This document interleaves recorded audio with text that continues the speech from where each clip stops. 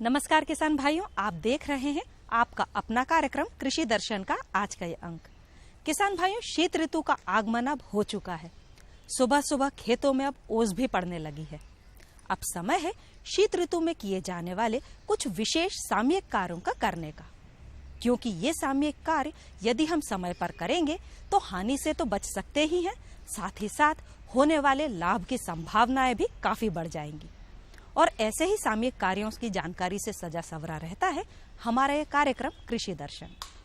किसान भाइयों, आज के अंक में हम जानेंगे कि अरहर की खेती में कीट नियंत्रण किस प्रकार से किया जाए, साथ ही साथ शीत ऋतु में पशुओं की देखभाल कैसे करें, यही आज आपको बताएंगे हमारे विशेषज्ञ।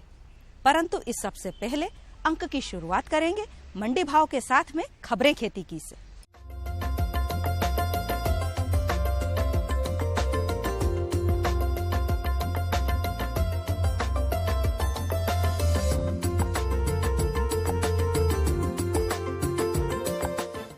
नमस्कार किसान भाइयों, खबरें खेती में आपका स्वागत है। सबसे पहले देखते हैं कृषि के मुख्य समाचार। किसान रोकें सब्जियों की बर्बादी, मटर में पाउडरी मिल्ड्यू की रोकथाम, फसलों में जिंक सल्फेट की उपयोगिता, गेहूं में सिंचाई की क्रांतिक अवस्थाएं और पौध संरक्षण यंत्रों का उचित चयन। और आइए अब देखते हैं खबरें विस्तार से।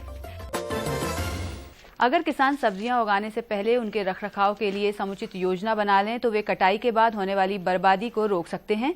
भारतीय कृषि अनुसंधान परिषद के वरिष्ठ वैज्ञानिकों का कहना है कि उगाई जाने वाली सब्जियों में करीब 30% की बर्बादी हो जाती है। कृषि वैज्ञानिकों का कहना है कि सब्जी की कोई फसल उगाने का फैसला करने से पहले किसानों को बाजार से एडवांस ऑर्डर ले लेने चाहिए। इसके अलावा पिछले वर्ष की पैदावार, सप्लाई और मांग संबंधित आंकड़ों पर भी गौर करना चाहिए। इससे उन्हें फसलों की बर्बादी रोकने में मदद मिलेगी। कई बार टमाटर और दूसरी सब्जियां बाजार में पहुंचने से पहले 2 दिनों तक सड़क के किनारे खुले में ही रखी रहती हैं। ऐसे में किसानों को कटाई करने के बाद कोल्ड स्टोर में रखने के बजाय सीधे बाजार में ही ले जाना चाहिए। इससे किसानों और उपभोक्ता दोनों को ही फायदा होगा। मटर में इस रोग का प्रकोप शुष्क मौसम में फलियां बनते समय होता है। सामान्यतः जल्दी तैयार होने वाली किस्मों में यह रोग कम लगता है। इस रोग में पत्तियों पर सफेद चूर्ण युक्त धब्बे बनने लगते हैं। रोगग्रस्त पौधा सफेद चूर्ण से ढका दिखाई देता है, जिसके कारण पौधों में प्रकाश संश्लेषण की क्रिया मंद पड़ जाती है एवं पौधे छोटे रह जाते हैं। रोग की तीव्रता होने पर नए फूल नहीं आते हैं एवं फलियों का विकास नहीं होता। फलियों में बनने वाले दाने छोटे रह जाते हैं। इसके नियंत्रण के लिए जल्दी तैयार होने वाली किस्मों का चयन करना चाहिए। नाइट्रोजन की मात्रा ज्यादा नहीं देनी चाहिए, इससे रोग की तीव्रता बढ़ती है। फसल चक्र अपनाना लाभदायक रहता है। बीजों को कार्बेंडाजिम या बाविस्टीन 3 ग्राम प्रति किलोग्राम बीज से उपचारित कर बोना चाहिए।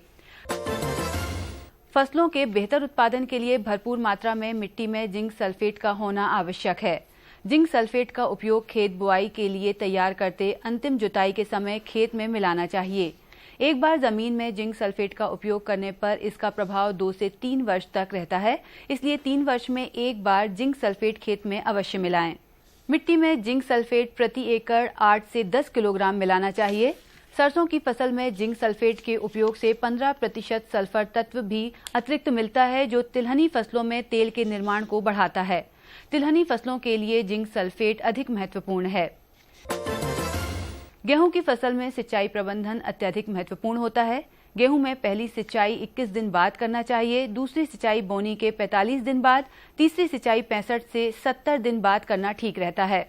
चौथी सिंचाई गभोट अवस्था में बाली निकलते समय अनिवार्य रूप से करना चाहिए।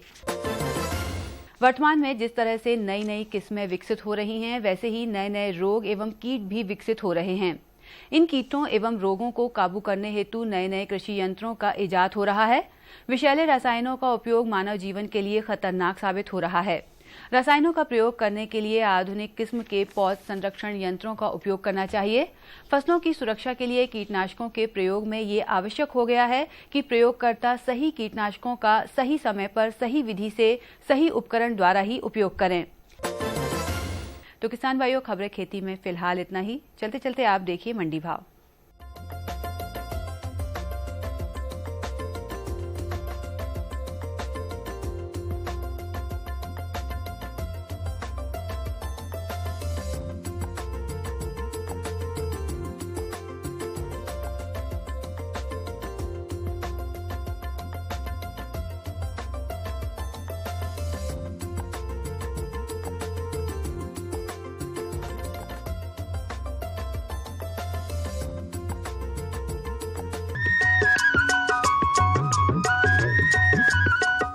ये लो और बताओ। बस। अरे ये क्या भैया जी, बस इतनी सी रासायनिक खाद? किसानी छोड़ रहे हो क्या? किसानी नहीं, नादानी छोड़ रहे हैं। मिट्टी की जांच कराई है। अब तो लालाजी जितनी जरूरत है उतने ही उर्वरक खेत में डालेंगे। हाँ, किसान भाई आज ही अपने जिले की नजदीकी भूमि परीक्षण प्रयोगशाला में मिट्टी की जांच जरूर करवाएं और मिट्टी में पोषक तत्व, नमी व पौधे के विकास को देखते हुए केवल जरूरत के अनुसार ही पोषक तत्व डालें। और हाँ, मिट्टी में गंधक, जस्ता, बोरोन जैसे सूक्ष्म पोषक तत्वों का पता लगाना भी न भूलें। उर्वरक और जैविक खाद के सही उपयोग से भूमि का उपजाऊपन बनाए रखें, उत्पादकता बढ़ाएं, खर्चा घटाएं और बहुमूल्य विदेशी मुद्रा बचाने में भी सहयोग दें। और हाँ, धीमी गति से नाइट्रोजन उपलब्ध कराने वाले उर्वरकों जैसे नीम लेपित यूरिया को प्राथमिकता दें और यूरिया का पत्तों पर छिड़काव करें। अरे वाह, तू तो सचमुच समझदार हो गया रे। अधिक जानकारी के लिए संपर्क करें जिला कृषि अधिकारी या किसान कॉल सेंटर। अम्मा खाना दे दो ना। सबर कर गोलू, अभी दाल नहीं गली है। तू फिक्र ना कर गोलू की अम्मा, अब की बार अपनी दाल खूब गलेगी। क्या मतलब जी? अब की बार NFSM के तहत दाल की पैदावार को बढ़ाने के तरीकों को दिखाने के लिए देश में 1000 क्षेत्र चुने गए हैं, जिसमें हमारा इलाका भी आ गया है। पर इससे हमें क्या फायदा? हमें 5 एकड़ खेती के लिए खाद और कीटनाशक के अलावा बढ़िया बीजों की एक मिनी किट भी मिलेगी। इतनी दाल का करेंगे क्या जी? अरे भगवान, सरकार ने दलहन का समर्थन मूल्य भी खूब बढ़ा दिया है और इनकी खरीद का भी पूरा इंतजाम कर लिया है। इससे आमदनी बढ़ेगी और फिर हमारा गोलू अच्छे स्कूल में जाकर के कृषि वैज्ञानिक बनेगा। हाँ,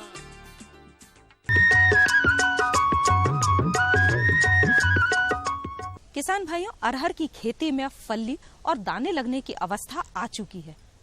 ऐसे में अरहर की फसल में कुछ विभिन्न प्रकार के कीट जैसे कि चने की इल्लियां, फली छेदक कीट लगने की संभावनाएं काफी बढ़ जाती हैं, जिसके चलते फलियों का आकार तो बिगड़ता ही है, साथ ही साथ दाने भी नष्ट हो जाते हैं। अरहर की खेती में कीट नियंत्रण कैसे करें, यही आज आपको बताएंगे हमारे विशेषज्ञ। हमारे विशेषज्ञ हैं डॉक्टर SK श्रीवास्तव, सहायक संचालक कृषि अनुसंधान केंद्र पवारखेड़ा।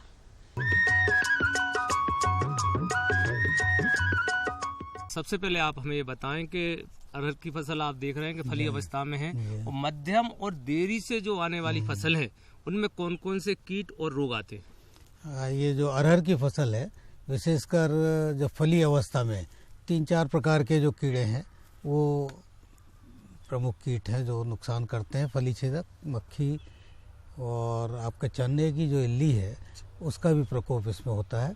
इसके साथ साथ एक और कीट लगता है अरहर का, प्रतिकर्ण जो है, बग जिसको कहते हैं, अरहर बग, तुरपाट बग। वो भी जब फली में दाने भरते रहते हैं तो उसमें ऊपर से रस चूस करके दानों को छोटा कर देता है। और कभी कभी एक छोटी सी इल्ली और लगती है रोएदार, प्लूम मात, इनका प्रकोप होता है। तो विशेषकर फली मक्खी का तो रेगुलर मतलब प्रतिवर्ष प्रकोप इसमें होता है और इससे 30 से 35% दाने क्षतिग्रस्त हो जाते हैं।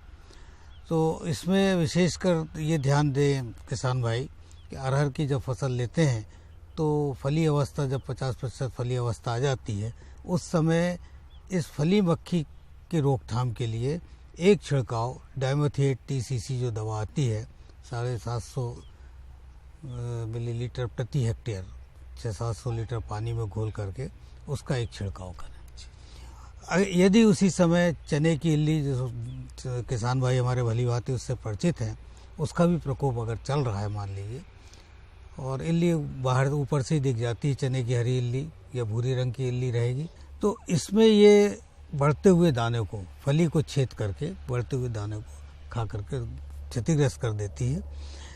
इसका शुरुआत अगर है साथ में तो इंडोसल्फान 35 cc जो दवा है, इसका एक छिड़काव 50% जो मैंने फली अवस्था बताई है उस समय किसान भाई कर देते हैं, तो इसका नियंत्रण हो जाता है। फसल की निगरानी बहुत ज़रूरी है कीट नियंत्रण करने के लिए। फूल और फली अवस्था में से ही फसल की सतत निगरानी किसान भाई शुरू कर दें, और ये ऐसी समस्या अगर दिख रही है तो समय पर अगर कीट नियंत्रण के लिए अनुशंसित कीटनाशक दवा का छिड़काव कर देते हैं तो उसका सही परिणाम मिलता है। वहीं आगे पीछे अगर कर देते हैं नुकसान हो जाता है, उसके बाद छिड़काव करते हैं तो वो जो लाभ मिलना चाहिए वो नहीं मिल पाता। चने की इल्ली के लिए थोड़े से 1-2 दवाएं और हैं अनुशंसित, उनका भी किसान भाई उपयोग कर सकते हैं। जैसे क्विनाल्फास दवा है 20 cc, ये 800 से 850 मिलीलीटर प्रति हेक्टेयर की दर से छिड़काव कर सकते हैं, या प्रोफेनोफास 1 लीटर प्रति हेक्टेयर की दर से इसका छिड़काव करके रोकथाम चने की इल्ली का कर सकते हैं।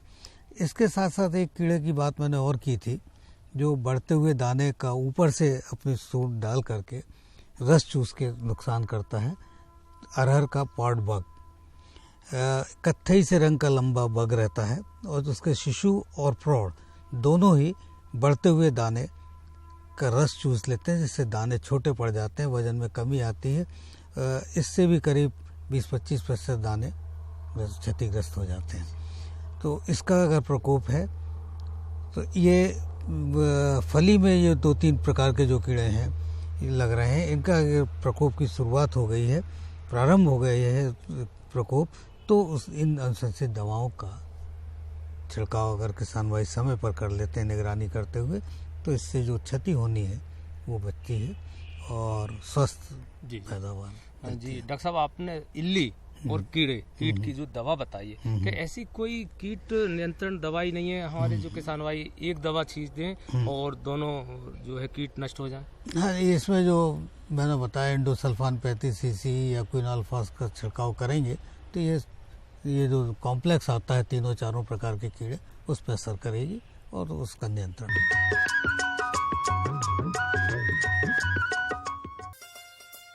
अम्मा खाना दे दो ना। सबर कर गोलू, अभी दाल नहीं गली है। तू फिक्र ना कर गोलू की अम्मा, अब की बार अपनी दाल खूब गलेगी। क्या मतलब जी?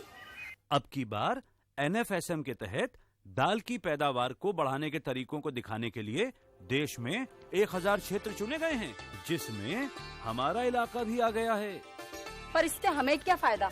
हमें 5 एकड़ खेती के लिए खाद और कीटनाशक के अलावा बढ़िया बीजों की एक मिनी किट भी मिलेगी। इतनी दाल का करेंगे क्या जी? अरे भगवान, सरकार ने दलहन का समर्थन मूल्य भी खूब बढ़ा दिया है और इनकी खरीद का भी पूरा इंतजाम कर लिया है। इससे आमदनी बढ़ेगी और फिर हमारा गोलू अच्छे स्कूल में जाकर के कृषि वैज्ञानिक बनेगा। हाँ,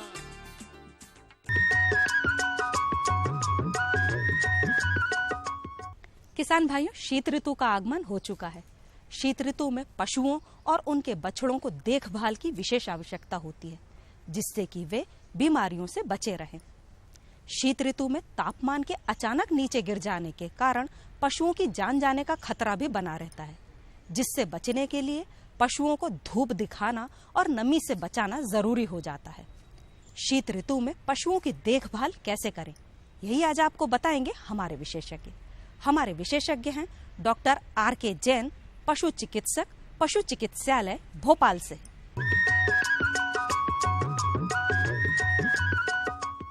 किसान भाइयों, शीत ऋतु, शिशिर ऋतु, सर्दी की ऋतु, कड़कड़ाती ठंड, यह एक ऐसी ऋतु है जब पशु सबसे ज़्यादा प्रभावित होता है। किसान भाइयों, जैसा आप जानते हैं कि पशुओं में अधिकतर प्रसव सितंबर-अक्टूबर के बीच में होता है। जब पशु सितंबर-अक्टूबर के बीच में अपना बच्चा देगा तो उसका जो दूध उत्पादन है वह नवंबर, दिसंबर, जनवरी, फरवरी सबसे ज़्यादा होगा। इस समय जानवर का दूध उत्पादन तो होता है, साथ ही साथ उसके पास एक बछड़ा भी होता है जिसे उसे पालना होता है। बछड़ा उसका दूध पीता है, आप भी दूध निकालते हैं, आप भी दूध बेचते हैं। किंतु यदि आपने उस पशु को उसके दूध के मुताबिक आहार नहीं दिया तो पशु कई रोगों से ग्रस्त हो जाता है। तो किसान भाइयों, 2 प्रकार की बीमारियां होती हैं। एक तो वह जो संक्रामक रोग होता है और एक वह जो चयापचय से संबंधित होता है। चयापचय किसे कहते हैं? चयापचय का अर्थ है शरीर में जितना हम पशु को खिला रहे हैं और जितना उससे दूध उत्पादन ले रहे हैं, इन दोनों में यदि दूध उत्पादन में किसी चीज की अधिक आवश्यकता है लेकिन हम उसको उतना खिला नहीं पा रहे हैं तो एक असाम्य की स्थिति निर्मित हो जाती है। यह असाम्य की स्थिति के कारण शरीर के मेटाबॉलिक फंक्शन, शरीर की सारी चयापचय की गतियां प्रभावित होती है। शरीर में कई प्रकार की क्रियाएं होती हैं, जैसे खाने का पचना, श्वास लेना, हृदय का धड़कना, मांसपेशियों का चलना, यह सारी चीजें जो है चयापचय कहलाती है। किसान भाइयों, तो पशुओं में चयापचय या मेटाबॉलिक डिसीज को प्रोडक्शन डिसीज या उत्पादन संबंधी रोग भी कहा गया है, क्योंकि यह सीधे सीधे उत्पादन को प्रभावित करते हैं। मैं आपको इतनी बातें इसलिए बता रहा हूं क्योंकि हम अधिकतर एक रोग से पीड़ित पशु को देखते हैं, वह है दुग्ध ज्वर या मिल्क फीवर। किसान भाइयों, इसका नाम फीवर जरूर है लेकिन इसके अंदर बुखार नहीं आता। यह मिल्क फीवर या दुग्ध ज्वर कैल्शियम की अधिक मात्रा में दूध में निकलने के कारण होता है। लगातार कैल्शियम निकलने के कारण और शरीर में की आंतों से कैल्शियम उतना अवशोषण नहीं हो पाता है, शरीर की हड्डियों से रक्त में कैल्शियम नहीं आ पाता है, तो एक असाम्य की स्थिति निर्मित होती है। तो उसे हम एक बीमारी कहते हैं, हाइपोकैल्सीमिया या मिल्क फीवर या दुग्ध ज्वर। किसान भाइयों, यह एक गंभीर बीमारी है। यह एक पार्चुरेंट पैरासिस कहा जाता है, अर्थात कि ताजे नए जने हुए पशु की बीमारी है। इसके साथ साथ कई और दूसरे मिनरल की कमी भी होती है, जैसे मैग्नीशियम और फास्फोरस। इसे भी क्रमशः हाइपोमैग्नीशियमिया या हाइपोफॉस्फेटिमिया कहा जाता है। किसान भाइयों, इससे जो ग्रस्त पशु होता है, इससे ग्रस्त पशु जनने यह 3 स्टेज में होती है, 3 स्तर में होती है। पहला जनने के पहले, जनने के बाद और जनने के दौरान। अधिकतर केस में जनने के बाद या प्रसव के पश्चात, ठीक पश्चात 4 से 5 दिन के पश्चात यह बीमारी देखी गई है। यह बीमारी किसी भी गाय और भैंस को 5 से 10 वर्ष की उम्र में सबसे अधिक होती है, अर्थात जब वो तीसरी ब्यात से लेकर 7वीं ब्यात में होती है दूध उत्पादन के, उस समय तीसरी से 7वीं लैक्टेशन में यह बीमारी सबसे ज्यादा पाई जाती है। यह बीमारी प्रसव के तुरंत बाद होती है, प्रसव के 10 से 15 दिन के बाद होती है। यह बीमारी 3 प्रकार से होती है। इसकी प्रथम अवस्था में पशु खड़ा रहेगा, पशु ज्यादा चलेगा फिरेगा नहीं, पशु के भूख में कमी आ जाएगी, पशु के मुंह से हल्की फुल्की लार गिरना चालू हो जाएगी, पशु हाइपर सेंसिटिव हो जाएगा। हाइपर सेंसिटिव का मतलब कि बड़ा छोटी सी चीज को बड़ी तरीके से झेल लेना। पशु के हाथ पांव की चमड़ी फड़केगी, पशु की हृदय की गति नॉर्मल रहेगी, लेकिन पशु खड़ा रहेगा, पशु चलेगा फिरेगा नहीं, पशु कुछ खाएगा पिएगा नहीं, पशु का तापमान भी नहीं बढ़ेगा, तापमान कम होगा। यह हो गई पहली स्टेज। आमतौर पे यदि इस स्टेज में इलाज कर लिया जाता है तो पशु तुरंत ठीक होता है, चमत्कारी रूप से ठीक होता है। दूसरा जो स्तर होता है, इस स्तर में पशु बैठ जाता है। पशु बैठ जाता है, गर्दन को पीछे की ओर घुमाकर, पेट की ओर रखकर, एस के आकार में अपनी गर्दन पेट की ओर घुमाकर रख लेता है। हाथ पांव चल नहीं पाते हैं, हाथ पांव बिल्कुल ठंडे हो जाते हैं। अपनी इतनी भी ताकत नहीं होती है मांसपेशियों में कि अपनी गर्दन को उठा के सीधा रख ले, क्योंकि किसान भाइयों, कैल्शियम लवण जो होता है वो मांसपेशियों के संकुचन के लिए सबसे ज्यादा आवश्यक होता है। पेट की जो मांसपेशियां होती, जो खाना पचाने वाली मांसपेशियां होती है, वे भी काम करना बंद कर देती है। इस कारण से पेट में आफरा हो जाता है, पेट में आफरा हो जाता है, मुंह से लार निकलती है, तापमान सामान्य से कम हो जाता है, तापमान लगभग 100 डिग्री फ़ारेनहाइट के आसपास पहुंच जाता है। और तीसरी स्टेज के अंदर पशु लेट जाता है, पशु का तापमान और कम हो जाता है और पशु का इस स्टेज में इलाज नहीं किया तो इस पशु की आघात लगने से तुरंत मृत्यु हो जाती है। किसान भाइयों, इस बीमारी का इलाज काफ़ी सस्ता है, काफ़ी आप अच्छे से कर सकते हैं। एक तो पशु को उच्चतम मात्रा में कैल्शियम दें, जनने के पहले कैल्शियम कतई न दें, जनने के बाद उसको खूब कैल्शियम दें, प्रॉपर एनर्जी डाइट दें, अपने पशु चिकित्सक से सहायता करें और गले की नस में, जुगुलर वेन में कैल्शियम बोरोग्लूकोनेट नामक एक बोतल चढ़वाएं।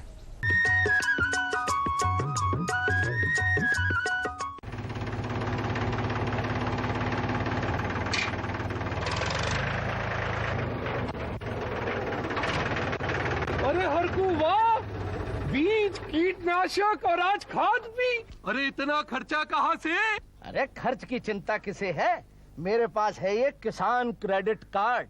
कार्ड? अरे बैंकों द्वारा जारी इस कार्ड से किसान उसकी सीमा तक की रकम कभी भी बैंक से निकलवा सकता है और खेती बाड़ी की सामग्री कभी भी खरीद सकता है।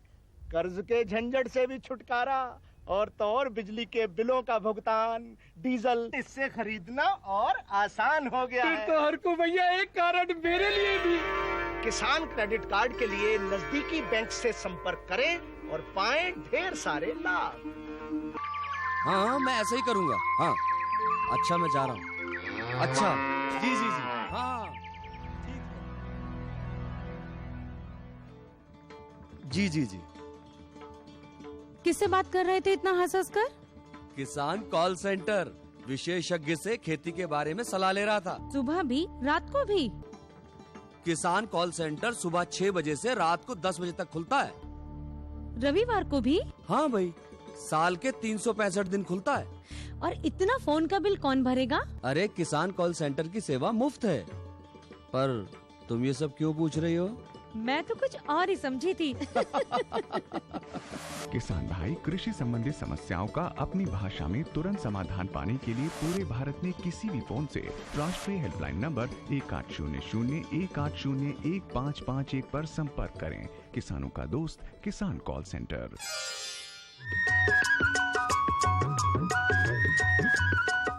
किसान भाइयों, हम आशा करते हैं कि आज के अंक में दी गई जानकारियों से आप निश्चित ही लाभान्वित हुए होंगे। फिर भी यदि किसी किसान भाई के मन में कोई प्रश्न या जिज्ञासा है या फिर कोई किसान भाई अपनी सफलता की कहानी हम तक पहुंचाना चाहे तो पत्राचार करने के लिए हमारा पता नोट कर लीजिए। हमारा पता है कार्यक्रम कृषि दर्शन, द्वारा निदेशक, कमरा number 4, Doordarshan Kendra, Shyamla Hills, Bhopal. Pin code है 462013। किसान भाइयों, आज की यात्रा का समापन हम यहीं पर करते हैं। अगले अंक में फिर होगी मुलाकात कुछ अन्य कृषि संबंधित जानकारियों के साथ। तब तक के लिए पूर्वा को आज्ञा दीजिए। नमस्कार।